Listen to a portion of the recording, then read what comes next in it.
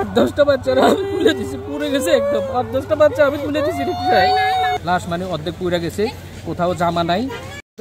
আমি কোচিং খাবার লেগে রয়েছে, আমি খাবার দিয়েছি, হঠাৎ করে একটা পেলে নাই ওটার উপরে পড়ছে, 3 তলার উপর পড়েছে, নিচে তলায় একবার নিচের তলা পর্যন্ত আগুন দাপ দাপ করে জ্বলে উঠছে।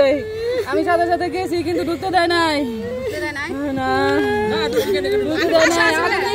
আগুন নিত্য তো অনেক সময় লাগছে,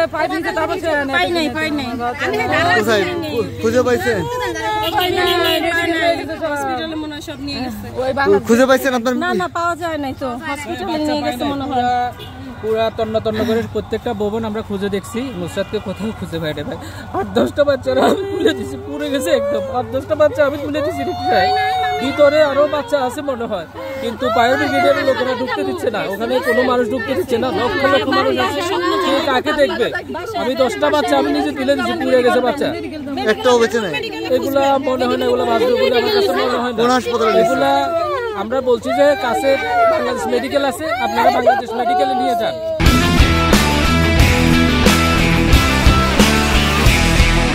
কয়েকটা বাচ্চা ওভাবে নিয়ে গেছে।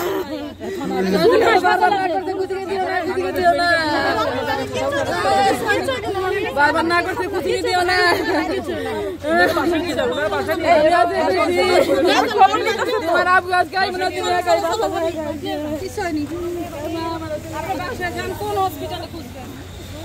কত কত শিক্ষার্থী হতাহত হয়েছে একটু বলেন তো? আমার কাছে তো মনে হচ্ছে যে আসলে এগুলা বলা যাবে না, কিন্তু আমি ফার্স্ট টাইমে ঢুকার পরে আমার মেয়েটা যখন বের হয়ে চলে আসছে, আমার মেয়েটাকে বাসার দিকে পাঠিয়ে দিয়ে আমি ভিতরে ঢুকছি, দেখতেছি শুধু বাচ্চাদের লাশ আসতেছে। লাশ মানে অর্ধেক পুড়ে গেছে, কোথাও জামা নাই।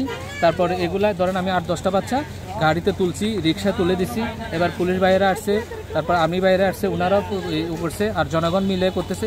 এরপরে অসংখ্য জনগণ আসছে, যেখানে আপনারা ঢুকার কোনো আর মানে স্কোপ ছিল না। ভিতরে কিন্তু ধাও ধাও করে আগুন জ্বলতেছে। ফায়ার ব্রিগেডের অনেক লোক ওখানে ছিল, পানি মারতেছে, কিন্তু আগুন মানে নিয়ন্ত্রণে আনতে সময় হচ্ছে। এর মধ্যে আবার হেলিকপ্টার আসছে এই পর্যন্ত, কারণ আমরা ভিতরে আর ঢুকতে পারি নাই। আমার কাছে মনে হচ্ছে অনেক বাচ্চা ভিতরে থাকতে পারে।